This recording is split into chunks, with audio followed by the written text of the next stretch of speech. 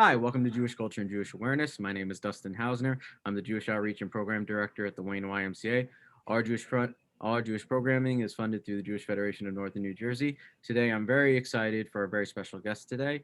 She is the Managing Director at the Israel Action Network. Stephanie Hausner, it's so great to have you with us today. Thank you, Dustin, for having me. It's a great pleasure.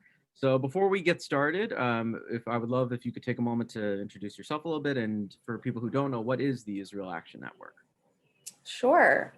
So the Israel Action Network is a project of the Jewish Federations of North America. So we work with over 146 federations across the United States and Canada, over 300 smaller network communities that are in small towns across the United States, and 125 Jewish community relations councils. Our role is to fight the delegitimization of Israel and the BDS movement and anti-Semitism. We've seen over the last few years a pickup of anti-Semitism, unfortunately, in many of our communities. And so we've taken a larger role in focusing our work on not just fighting BDS and anti-Zionism, but also on fighting anti-Semitism when it occurs, wherever it occurs, and however it occurs.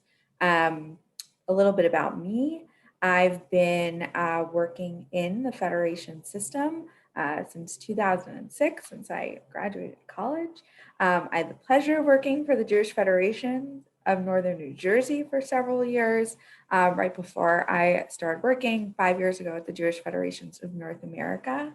And it has been, I love what federations do, and I'm really excited to be part of this conversation. Yeah, well, it's a great pleasure to have you. It sounds like you have a long wealth of knowledge of experiences. And of course, it's not a short list of things that you are working on between anti Semitism, BDS, and the many other things that are telling not just today, of course, but have been longstanding issues for really as long as Judaism has existed. So I'll dive into one of the pressing questions, and one that some people are very familiar with and some people have very little idea about. You mentioned the BDS movement. So what does it stand for? And please explain what is the BDS movement. Okay, so the BDS movement is boycotts, divestment, and sanctions. The BDS movement, oftentimes we refer to it as kind of like the leading effort anti-Zionism. It's really part of a larger effort to delegitimize Israel. What does that mean? It's to create a world without a Jewish state. So BDS puts economic pressure, puts social pressure, puts cultural pressure, puts academic pressure on Israel to isolate it from the world, right? So we see this delegitimization take place in several fronts. BDS is a tool of delegitimization. That being said, and the leaders of the BDS movement believe that there should be a world without a Jewish state, right? And they've quoted, there are quotes that say we should have a Palestine next to a Palestine, that from sea to sea, from the river to the sea, basically saying that there should not be a Jewish state. But I do want to clarify that just because, and boycotts have been tools that we as a Jewish community have used for social movements over time. And so we don't oppose boycotts. I want to make that very clear. We're not trying to limit anyone's individual rights to boycott, but we believe the BDS movement and the leaders of the BDS movement's intention is to create a world without a Jewish state. And so one of the things that we focus on a lot is how do we message around BDS? Because when we talk to college students, progressive college students, namely, who are engaged in lots of social justice and social action, they may look at the BDS movement and say, I support social justice, I support human rights, all these catchphrases that BDS uses. I want to make a difference. And so they may support a BDS vote. They may get involved casually in the movement. They also might believe that Israel has a right to exist and that this is a form of social action. And so we often really try to think about where people are coming to their views on BDS from, and ask follow-up questions to really understand.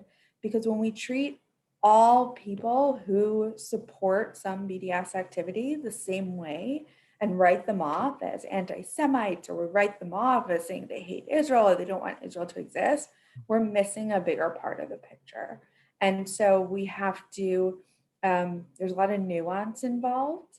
And I think we as a community also need to make sure that we're using our words carefully. The BDS movement is dangerous, right? There's a lot of efforts. We've seen cultural boycott efforts when entertainers try to go to Israel.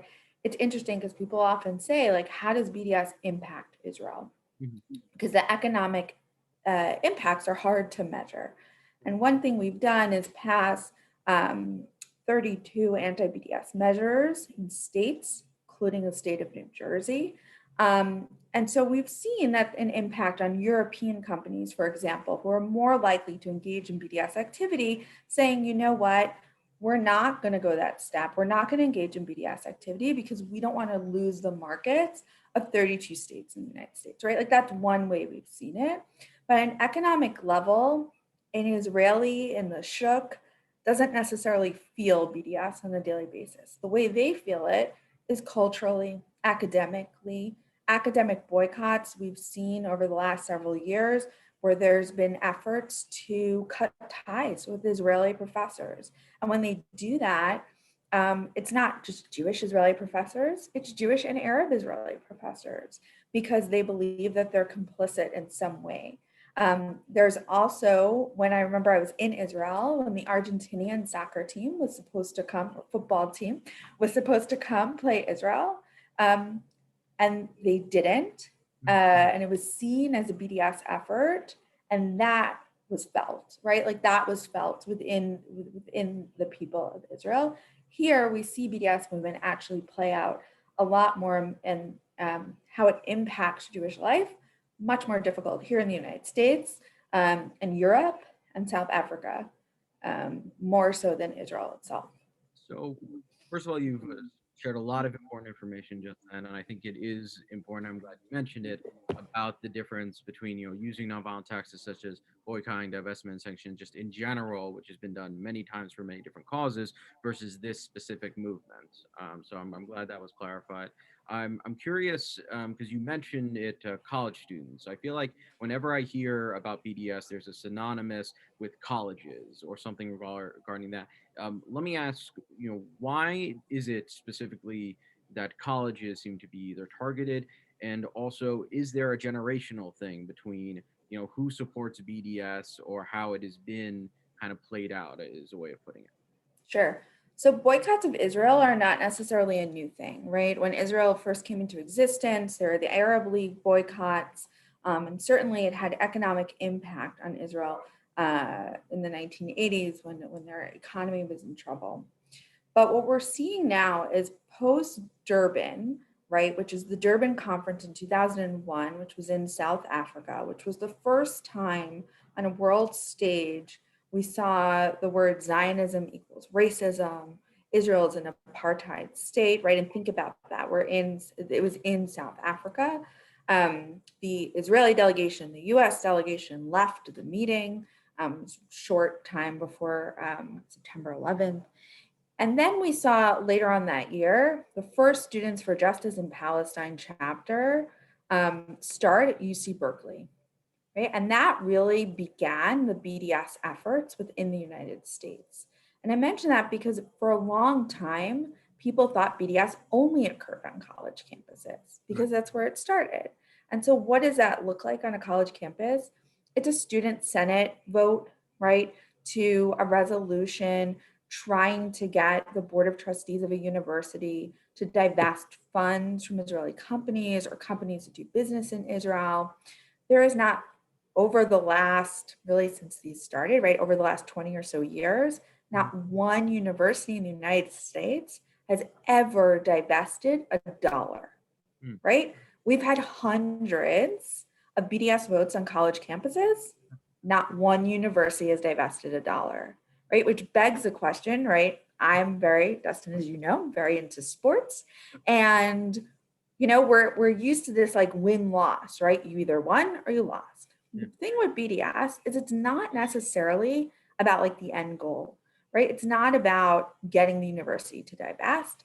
It's about raising the questions and bringing this conversation up on college campuses. And part of the reason why college campuses seems to flourish is it's because this is where people really like develop their ideas and their free thinking, and are for the first time, especially, coming from Rockland County or coming from northern New Jersey, where we are used to seeing lots of Jews around, right? My college roommate had never met a Jewish person before. This kind of thing happens a lot, right? We have somewhat sheltered Jewish communities and we go to college campus, it's a whole new world. And that's the same for other groups. And so we've often seen social movements start on college campuses, start with progressive student groups, and then find their ways into community spaces. So that's what we've seen with BDS. It really started through these student Senate resolutions. We've seen campus referendums where all the students on campus are eligible to vote. We're now seeing some votes in Board of Trustees, socially responsible investing committees.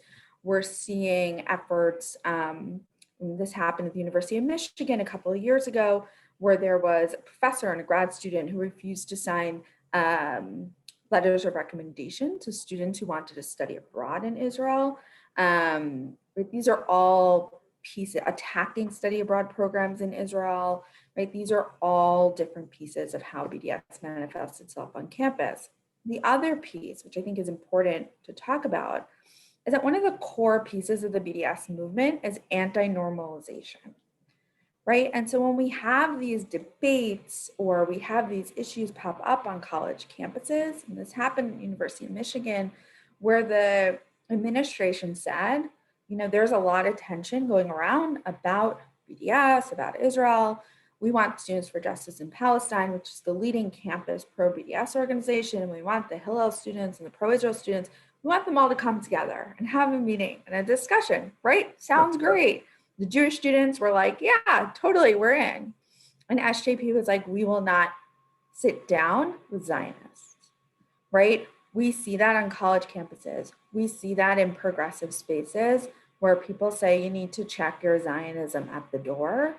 And what's interesting is this summer with the Abraham Accords and with these new normalization treaties that Israel has made with Arab countries, and even with last year's, I know we're at election number 4 for the Israeli government, but the Arab list willing to be part of the process, showing that they were willing to vote for who should be prime minister, is huge in terms of normalizing relationships to say that Israelis and Palestinians, we can work together, and we can also be doing that here in the United States. There was a particular, and I know I'm going along, but it's related. There was a bill that passed Congress the end of last session that I'm particularly proud of for having worked on for several years, for multiple reasons. It's also named after my congresswoman, one of my mentors, Nita Lowey, the Nita Lowey Partnership for Peace Fund, or Middle East Partnership for Peace Fund.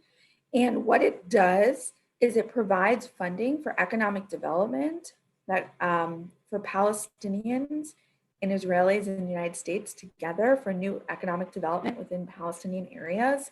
And it also provides support to people programs that bring Israelis and Palestinians together across in the West Bank and in Israel, and also brings Israeli Jews, Israeli Muslims, Israeli Christians together so that you can normalize relationships. Because when you meet someone on a soccer field, right, to use that analogy again, when you meet someone on a soccer field and not at a checkpoint or not when you're at war, it's a very different relationship you're going to have. We know that when we know people who are different than us, we have a different understanding of their life, and we put a different value on the importance of dialogue and conversation. So I definitely want to go in with you closer to the end about some of the successful things that have been done to try and bring piece in the air, because I think that is something that's not always focused on. It's always the negative. It's always, Yeah. headlines. But I'm curious in regards to, and this goes a little past college campuses, but this was something that was written, which I will say your website is very good with access. It gives your yearly reports. It gives a lot of wonderful information. But what's interesting is in one of the reports it mentions the leading BDS organizations, including several that are Jewish, now openly declare their opposition to the very existence of a Jewish state. Furthermore, the BDS helps foster the conditions that have led to the increasing anti-Semitic violence and vandalism we are experiencing across U.S. Anti-Zionism is used as a proxy for anti-Semitism. So there's two parts in there that I think are important and I think are discussed in many Jewish circles.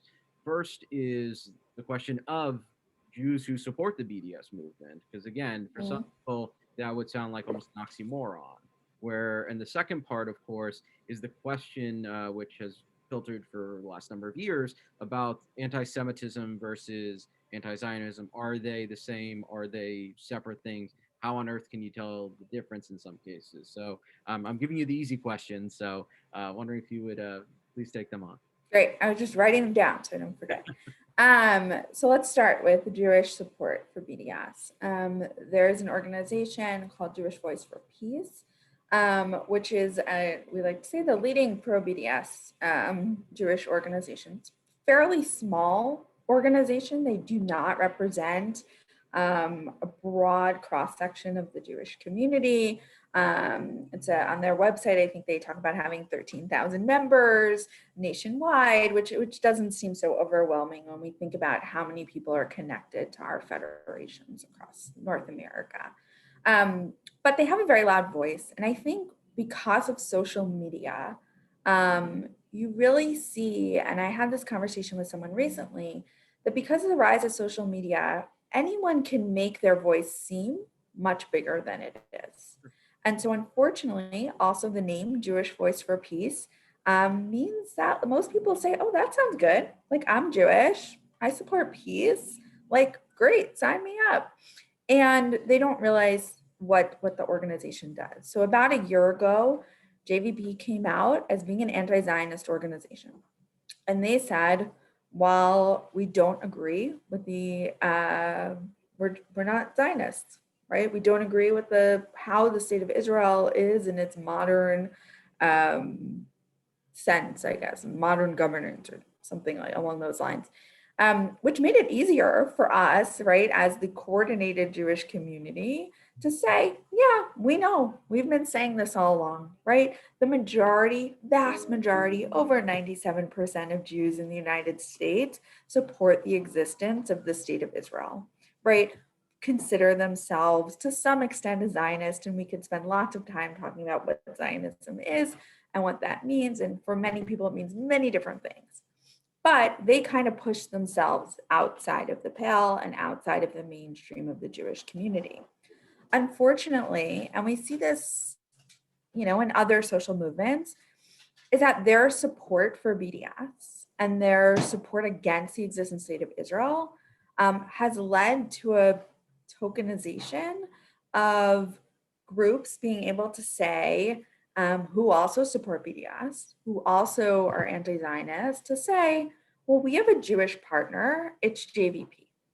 And unfortunately, there have been a number, and this has caused rifts with the Jewish community and other communities. Particularly, there have been efforts with certain chapters of Black Lives Matter or Movement for Black Lives to partner with JVP chapters, which has caused tensions, right? There's often times where we as federations and many other Jewish organizations have policies where we don't do programs on Shabbat out of respect for our community. And we saw with the Women's March that JVP was like, okay, if the Federation or JCRC or the JCC or National Council of Jewish Women, whatever it is, are not going to be part of this because it's on Shabbat, will be your Jewish voice. And I think that's really challenging for a lot of communities, is how to manage that and how to make others aware in the non-Jewish world that JVP doesn't represent the full Jewish community, and it represents actually a very small part. most Jews, their connection to the state of Israel is very strong, right? We pray to whether you're religious or not. Most of our holidays have something to do with the state of Israel. It's interesting that Purim is coming up this week, because I would say that's one of our holidays that doesn't take place in Israel. But it also, on Shabbat, we pray to Israel. We say Bashana Haba'ah Yerushalayim, next year in Jerusalem, right? It's a core part of our many people's Jewish identity. But another challenge that we're seeing in taking away the JVP piece is that younger Jews' connection to the state of Israel is much more complicated and complex. And a few years ago, I was at a Shabbat dinner sponsored by a Jewish organization. And person sitting next to me, we started talking like, oh, what do you do? What do you do? And I said, I talked a little about my job. And it's just kind of difficult to explain, to be honest, in a Shabbat dinner atmosphere. But usually I say, I fight BDS. And because that seems like to at least be a good conversation starter. And they said, oh, well, I disagree with you on that. I'm an anti-Zionist. And I was like, what does that mean? Like, tell me more about that. And he's like, I don't see any use for the state of Israel. Like, doesn't matter to me in my life here in New York. And I said, oh, okay. Like, I didn't really know what to say. It was the first time I had ever like talked to someone and had that conversation. And now we're seeing that there's much more of that. Unfortunately, younger Jews feel even with programs like Birthright, which are bringing, thousands of young Jews to Israel, not maybe during pandemic, but during most years. We've both been fortunate to go on Birthright, and it had impact on us, that it's not something that people feel the same. And I think we see a large generational difference in views towards Israel. Part of that is, right, our grandparents' generation remember the world without a Jewish state, right? They remember the Holocaust, and they remember when there was no place, including the United States, that would not open its borders to allow Jews in, and how out of the ashes of that, and a few years later, and after pogroms across Eastern Europe in the 1900s, that we had a state of our own in Israel.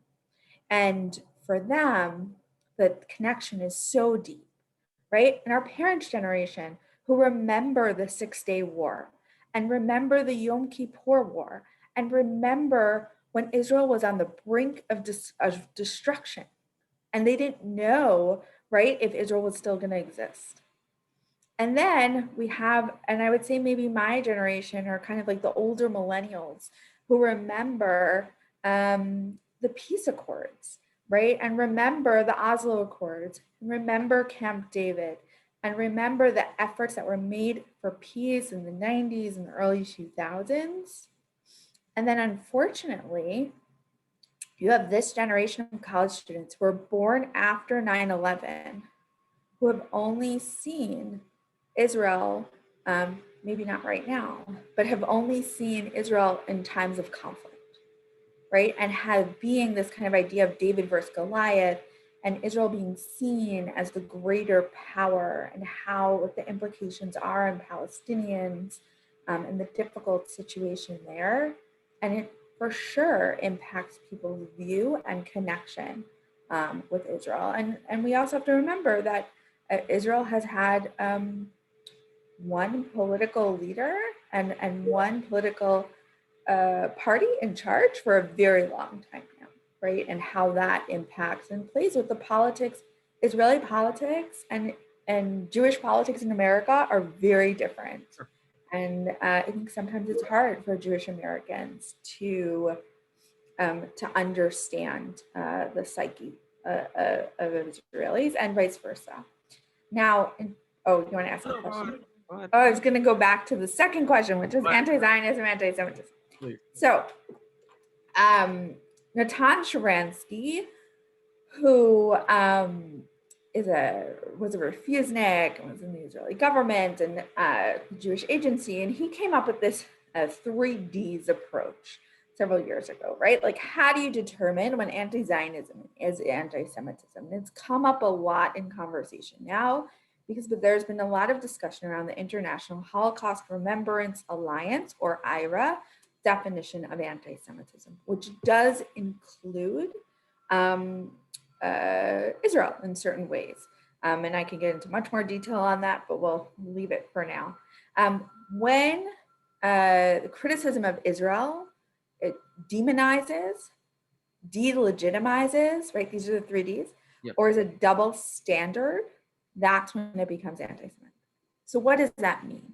When you hold Israel to a different standard than any other country in the world, right? When the UN Human Rights Council spend over 60% of their time taking votes on Israeli, quote unquote, human rights abuses, and not dealing with Syria, not dealing with China, not dealing with any other country that we know has human rights abuses, right? Where they're putting people in concentration camps, right? In China, they're not dealing with that. That's a double standard. Why is it always about Israel, right? When you're using vaccination conversation to demonize Israel, to say Israel is doing something wrong, right? And when you're delegitimizing, right? There shouldn't be a Jewish state, right? So those are some examples. It's complicated. We've seen over the last few years that the line between anti-Zionism and anti-Semitism is much smaller. I mean that because we've seen some traditional anti-Semitic tropes, right? Like Jews control Wall Street, Jews control the media, and replace the word Zionist with Jews, right? Zionists control Wall Street, Zionists control the media. Is it different? Is that not still an anti-Semitic trope? Of course it is, right? You're just trying to hide your anti-Semitism in criticism of Israel. And so we see through it, right? And so there are some times where people say, I disagree with this Israeli policy. Okay, that's legit criticism, right? I disagree with this Mexican policy, right? But when you start bringing it to another level, that's where a line is drawn. So we were fortunate a number of episodes back, and if anyone hasn't watched it, highly recommend it. We had Gil Troy on the show, who wrote The Zionist Ideas, which is a book to Zionist Idea. Both fantastic books, highly recommend them. But in them, he talks about the many different types of Zionism, the cultural Zionism, the political. And to your point, the term Zionist, I feel like half the time when I hear it being used, it's almost like Princess Bride. I don't think it means what you think it means. So I'm curious in the sense of how people use the word Zionist now. Like, do you feel there is some sort of concrete definitions that's usually utilized? Do you think it's kind of become almost a word that's just synonymous with any sort of criticism of Israel or Jews? Like, how have you seen the word utilized, and how do you combat that? Right. So I think the word Zionism, or the idea of Zionism, is the belief in the self-determination of the Jewish people to create a land in the modern land of Israel, right? Like, that's what it is. That's where this idea started from. Now, political, there are lots of different, you could be a religious Zionist, you could be a cultural Zionist, you could be a Zionist and very opposed to the occupation, you could be, right? There are all these different things. I think we oftentimes see Zionism, or people use Zionism as a dirty word. But in some ways, I also think it's the best word, right? Because I think when we say pro-Israel, if we're pro something, it generally means we're anti something else. And so we're creating this false narrative, perhaps. So when we say Zionism, right, it believes that we believe in a Jewish homeland. We believe in the existence of the state of Israel. It doesn't, and it shouldn't. And I think Gil Troy probably said the same thing, because I had a conversation with him also earlier this summer, is that it shouldn't proclaim any particular political stance other than the existence of the state of Israel, right? And the early days of Zionism in the 1880s, when Herzl wrote the Zionist idea, and then in the beginning of the foundings of the state of Israel, when we saw different perspectives on Zionism, it was different, right? There were political different types of Zionism. There were socialist Zionists. Now Israel exists, right? And so the idea of Zionism shouldn't carry that political necessary baggage. But it does, unfortunately. And I think we see that play out a lot. And the fact, and I mentioned before, is that you can be a Zionist and still believe in a Palestinian state. You could be a Zionist and still believe that all people deserve human rights and dignity and safety and security. And those are not, right? Like my having rights doesn't mean you don't have rights. And I think we see this sometimes in the United States around other issues. And so what we've seen though, and I think to Gil Troy's point, is that an effort by people who are anti-Zionist to define Zionism, an effort by people who are anti-Semitic to define anti-Semitism. And when we call them out as being anti-Semites or saying something that's anti-Semitic, because I think it's very extreme to call someone an anti-Semite, although we've both had experiences with people that we would probably put that label on, maybe the same person. But generally, right, is why do we as Jews, why do we as Zionists not get to define the words for ourselves?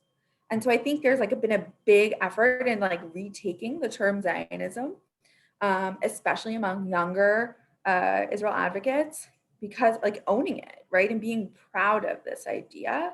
And Zionism is in general a progressive movement. And I think the same on anti-Semitism.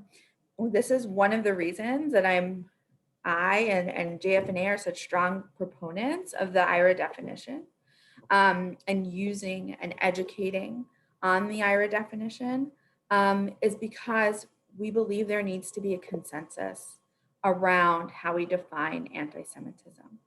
And part of that is because there have been so many challenges where students on college campuses or in other venues have experienced real anti-Semitism that have been dismissed because they've been seen as, oh, it's just political. It's about Israel. No, you're questioning someone's Jewish identity. You're harassing their Jewish identity, you're harassing them because of their Jewish identity and their beliefs. That's anti-Semitic.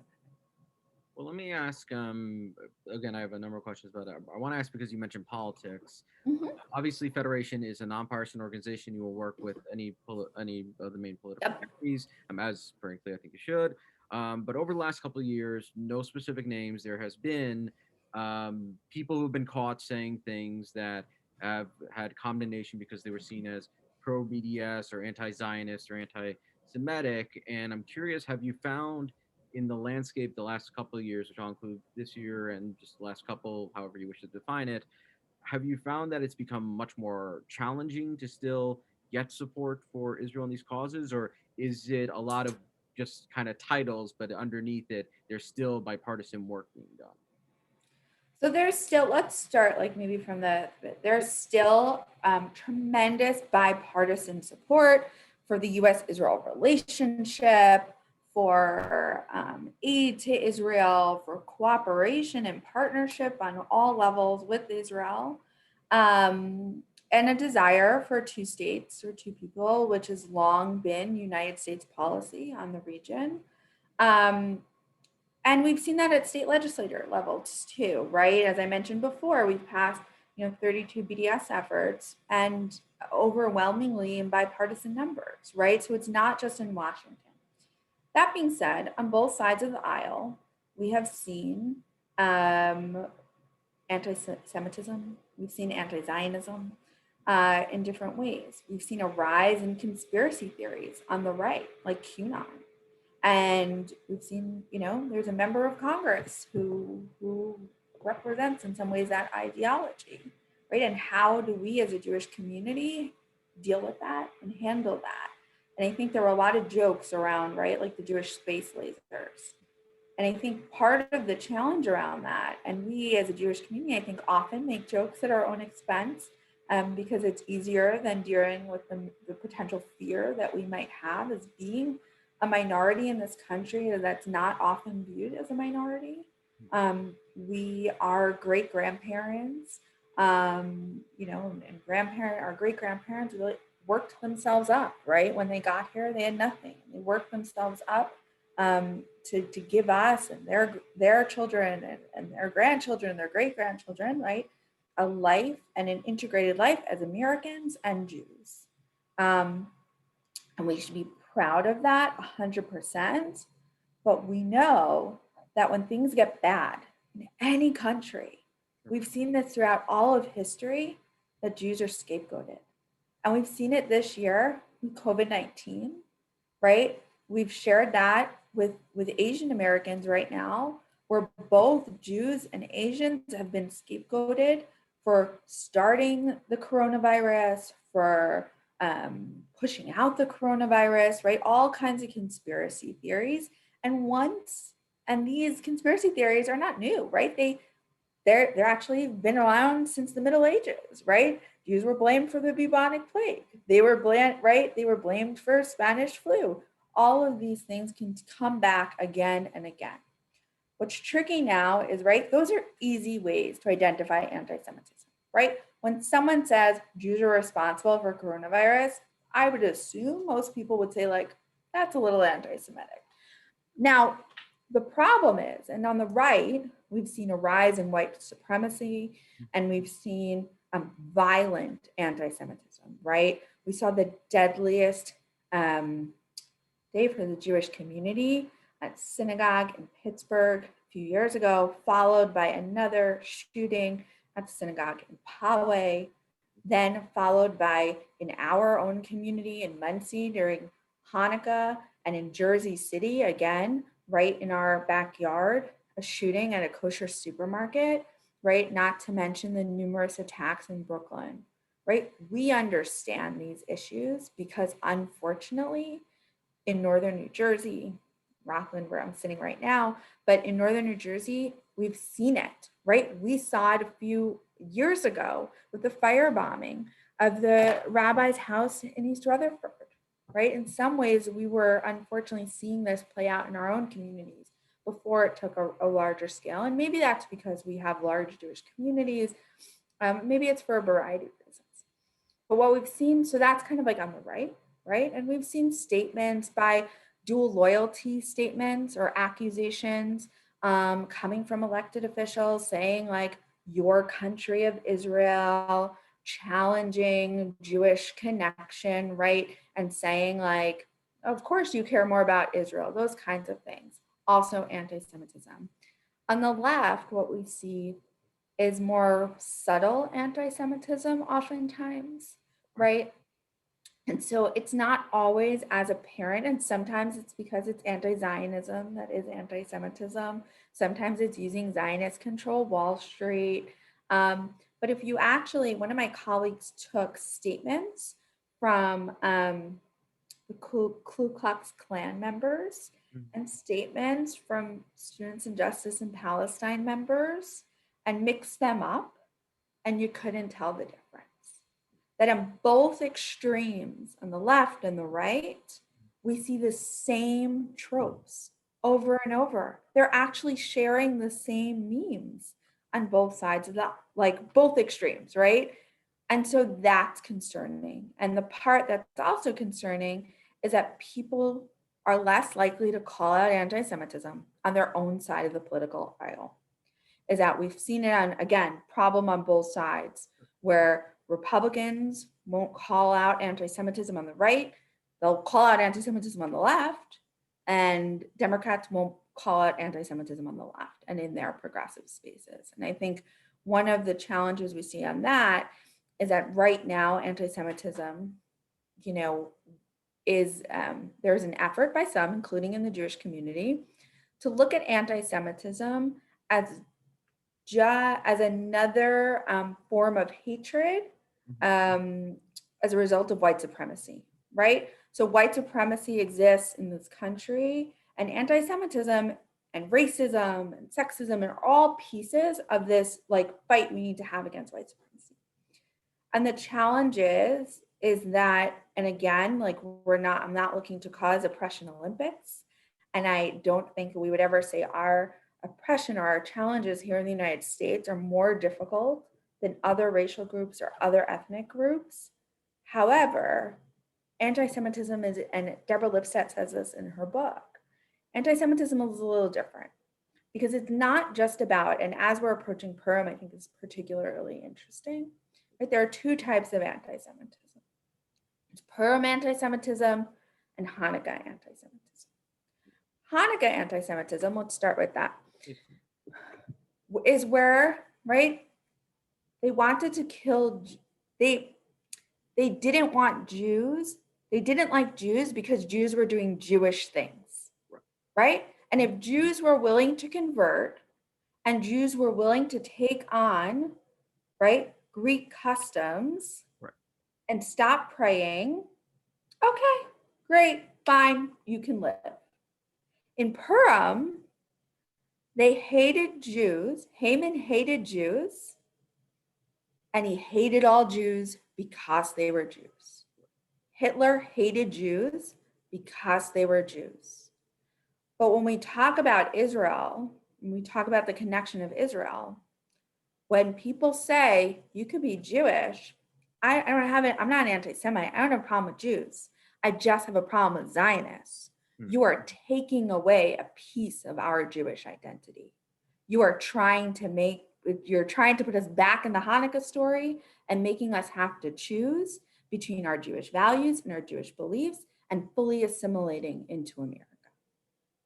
I mean, me and you have had the conversations about, the people who see, no, you're the good Jews. It's the other Jews that we have to deal with. And also just even to your political point, Jews and the terrible, many different anti-Semitic tropes, but, the contradictions of, we're the capitalists, but we're also the socialists at the same time, our vice versa, who are literally the polar opposites, but yet they're both still utilized, and that somehow makes sense. But I'm curious, because you, I think, spoke very well about some of the politics of it, but I'm curious in regards to anti-Zionist, anti-Semitism, and again, I know you've spoken at this quite lengthy so far, but have you seen circumstance where it's been someone is anti-Zionist, but, not necessarily anti-Semitic and the vice versa? Because I feel like there are people who are maybe anti-Israel because of all sorts of reasons, but not who may be Jewish or maybe not Jewish. I'm curious how you've dealt with that complexity.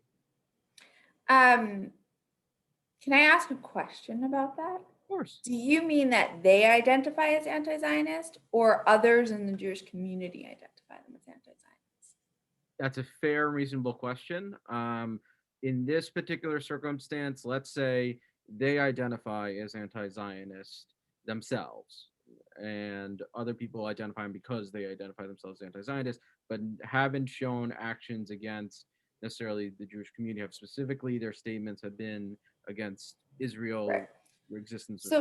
So there are a lot, like, I don't know if there are a lot of people, but this example has been used before, right? Some people are anti-nationalist, right? They don't believe, like, you think of John Lennon's song, Imagine, right? We should have no countries and no borders and no walls, right? And there are some people that think that, right? So they don't think Israel should have a state. They don't think there should be a Jewish state because they just don't believe in states, right? Sure. Okay, I don't think that's anti-Semitic, right? That's anti-Zionist, right? There are particular Hasidic movements, Satmars, for example, who don't believe that Jews should be settled in Israel until Moshiach, until the Messiah comes, right? They're anti-Zionist. Nutric Harda might be the most extreme in that example. But Satmars are not anti-Semitic because they're anti-Zionist, right? This is part of their theology. And so I'm using those maybe to a couple of extreme examples because sometimes it is a little bit more complicated. I think that there are people who do good for the Jewish community and support, may partner with the Jewish community on a number of things and believe Israel shouldn't exist. Right. And I think that's where it gets complicated. And there are activists like that.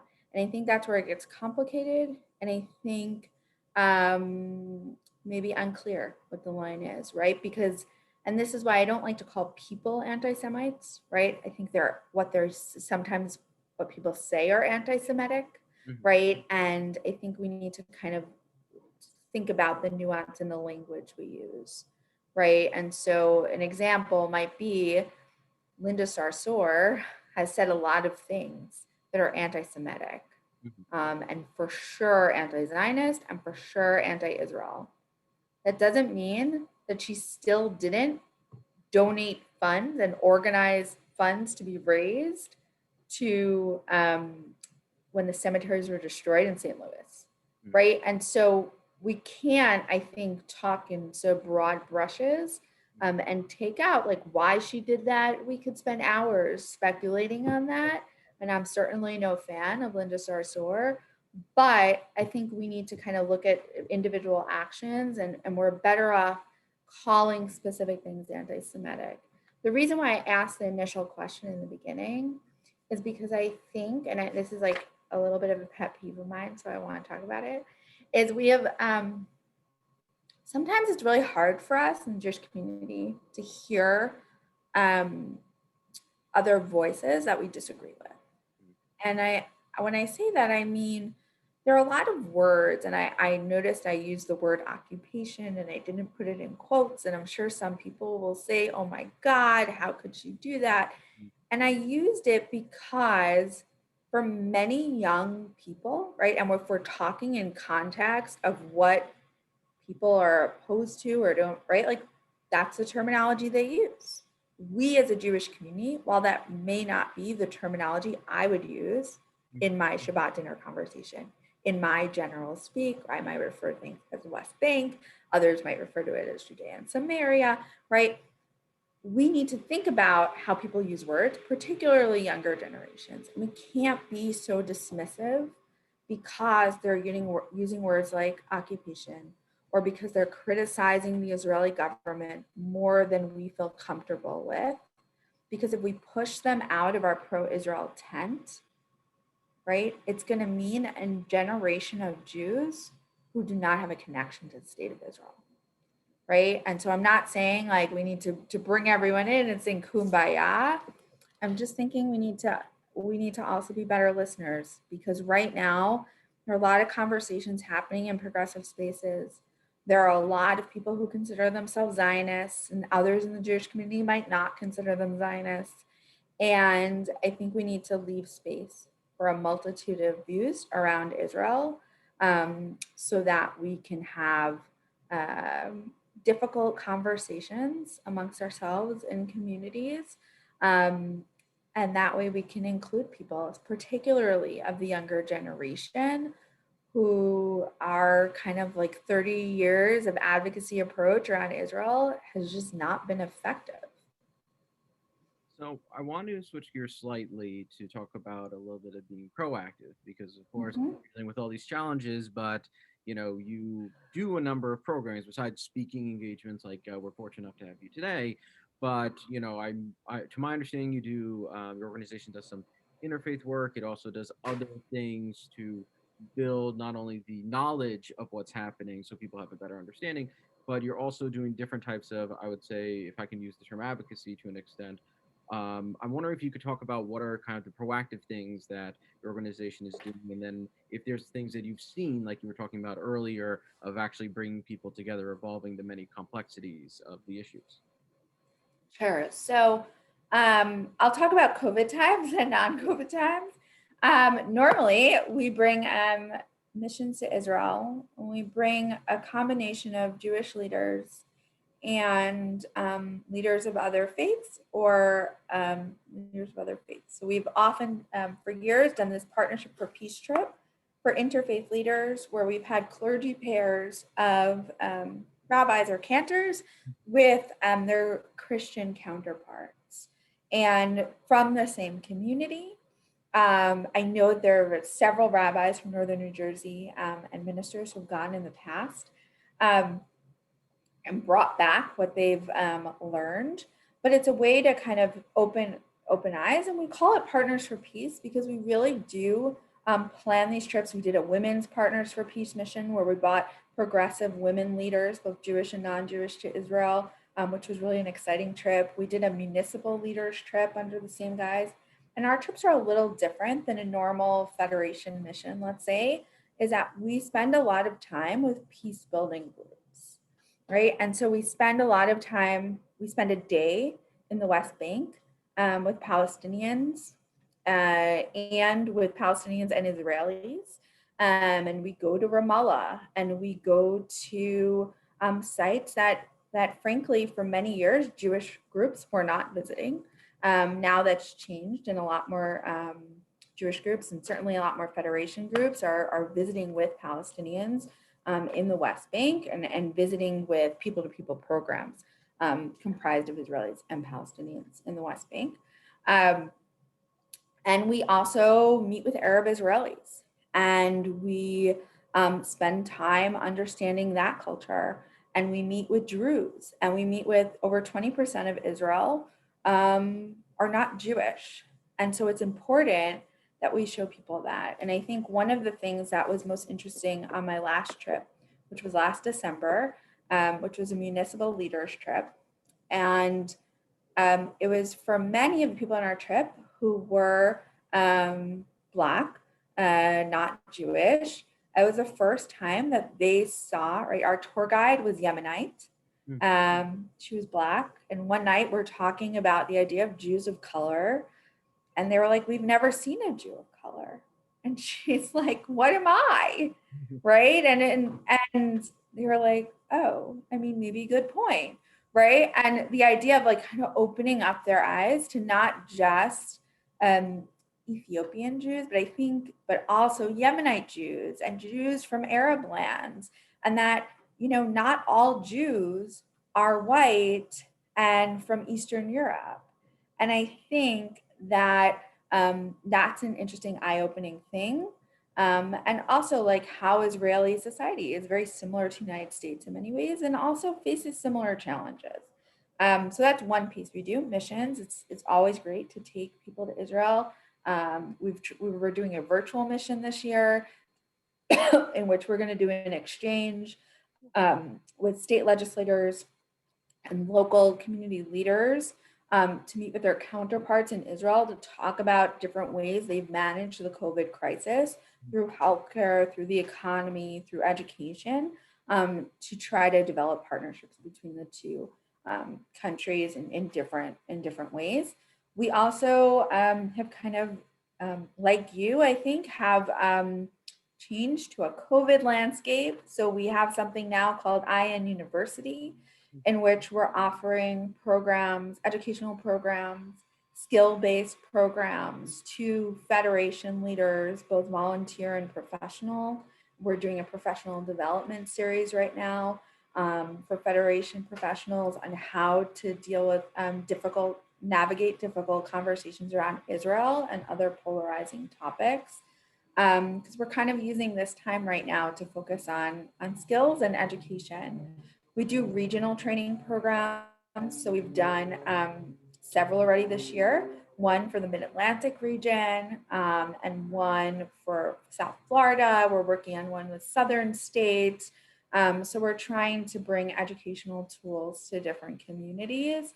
We also, on a legislative, I work on legislation both at the federal and state level and local level around anti-Semitism in Israel. We work with federations on that and our partner organizations.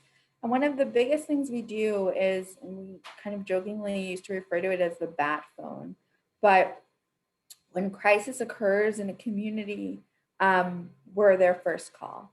And so whether it's a Israel issue, whether it's an anti-Semitism issue, we help them develop strategies that are successful to combat those issues in their community and also proactively build relationships and build plans for how to address them.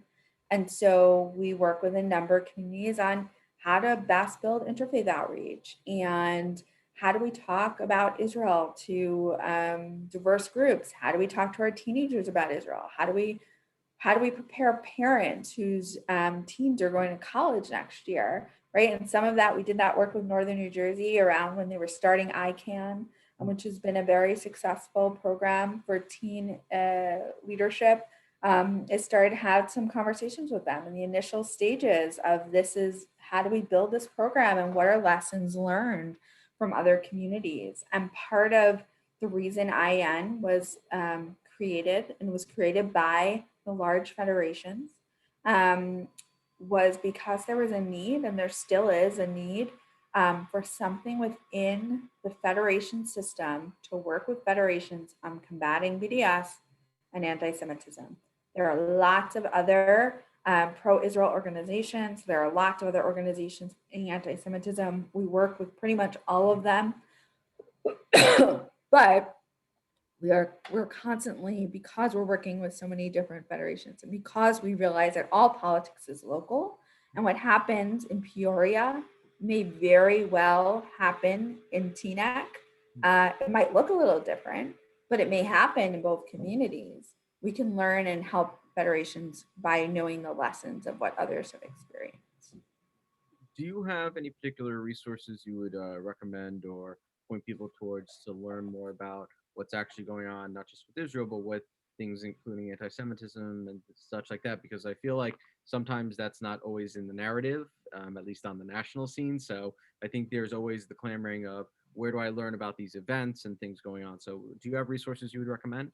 We do on our website, which is www.israelactionnetwork.org.